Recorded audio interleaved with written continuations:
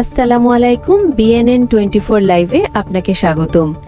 ইরানকে ঘিরে মধ্যপ্রাচ্যে উত্তেজনা দিন দিন চরমে পৌঁছাচ্ছে। যুক্তরাষ্ট্র ও ইসরায়েলের সামরিক তৎপরতা, কূটনৈতিক জটিলতা এবং জ্বালানি সংকট মিলে গোটা অঞ্চলকে অস্থির করে তুলেছে। আজকের এই প্রতিবেদনে আমরা তুলে ধরব সাম্প্রতিক ঘটনাবলী, যা বৈশ্বিক অর্থনীতি ও নিরাপত্তার জন্য বড় উদ্বেগ তৈরি করেছে। প্রথম খবর, জ্বালানি সংকট ও নিষেধাজ্ঞা।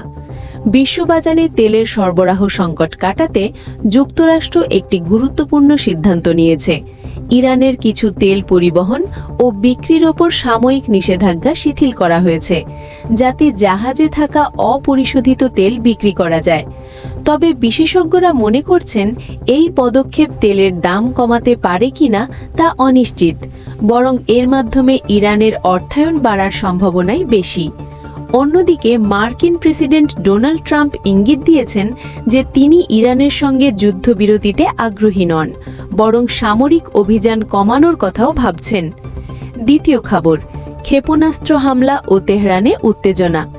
ইরানের বিরুদ্ধে ইসরায়েলের সামরিক অভিযান থামছে না। ইসরায়েলকে লক্ষ্য করে ইরানের ক্ষেপণাস্ত্র হামলা অব্যাহত রয়েছে, যা প্রতিহত করার দাবি করছে ইসরায়েলি বাহিনী। সম্প্রতি তেহরানে বিস্ফোরণের খবর পাওয়া গেছে এবং আকাশ প্রতিরক্ষা ব্যবস্থা সক্রিয় হয়েছে, যা উত্তেজনা আরও বাড়িয়ে দিয়েছে। এদিকে ইরানের নতুন সর্বোচ্চ নেতা মোস্তফা খামেনি ফার্সি নববর্ষ ও ঈদুল ফিতর উপলক্ষে জাতীয় ঐক্য ও প্রতিরোধ অর্থনীতির ওপর গুরুত্ব দিয়ে বার্তা দিয়েছেন।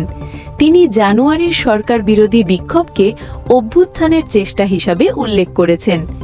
তৃতীয় খবর, সৌদি আরবের নিন্দা ও আঞ্চলিক প্রতিক্রিয়া। সিরিয়ার সামরিক স্থাপনায় ইসরায়েলের সাম্প্রতিক হামলার তীব্র নিন্দা জানিয়েছে সৌদি আরব। রিয়াদ এক বিবৃতিতে এটিকে আন্তর্জাতিক আইনের লঙ্ঘন বলে অভিহিত করেছে এবং সিরিয়ার প্রতি সংহতি প্রকাশ করেছে। অন্যদিকে ইরানের ছোড়া একটি ক্লাস্টার মিসাইল ইসরায়েলের রিশন লেজিয়ন এলাকায় আঘাত হেনেছে, যা তেল আবিব থেকে মাত্র 8 কিলোমিটার দূরে। এই ধরনের মিসাইলে প্রায় 20টি ছোট বোমা থাকে, যা ব্যাপক ধ্বংসযজ্ঞ চালাতে সক্ষম। চতুর্থ খবর, হরমুজ প্রণালীতে নিরাপত্তা পুনরুদ্ধারে আন্তর্জাতিক উদ্যোগ জোরালো হচ্ছে। ইউরোপের কয়েকটি দেশ ও জাপানের সঙ্গে যৌথ আহ্বানে যোগ দিয়েছে দক্ষিণ কোরিয়া। প্রণালীতে ইরানি বাহিনীর কারণে জ্বালানি সরবরাহ ব্যাহত হচ্ছে এবং তেলের দাম বাড়ছে বলে অভিযোগ রয়েছে। এই প্রেক্ষাপটে রাশিয়ার প্রেসিডেন্ট ভ্লাদিমির পুতিন ইরানের নেতাদের উদ্দেশ্যে শুভেচ্ছা জানিয়ে দেশটিকে বিশ্বস্ত বন্ধু ও নির্ভরযোগ্য অংশীদার বলে মন্তব্য করেছেন।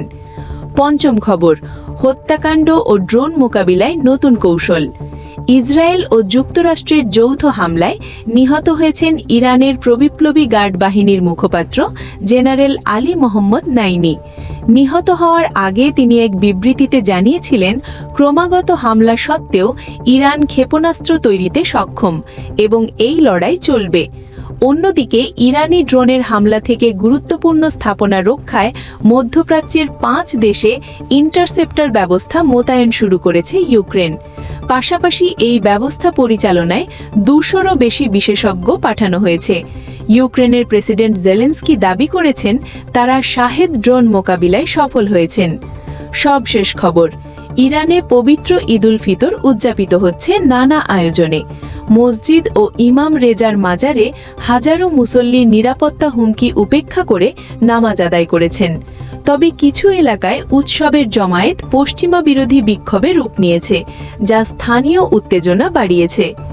ইরান, ইসরায়েল ও যুক্তরাষ্ট্রের মধ্যে এই টানাপোড়েন পুরো মধ্যপ্রাচ্যকে প্রভাবিত করছে। এই অস্থিরতা কতদূর যাবে তা এখন সময়ই বলবে। এই রিপোর্ট পর্যন্ত এখানেই শেষ করছি। সঙ্গে থাকার জন্য ধন্যবাদ।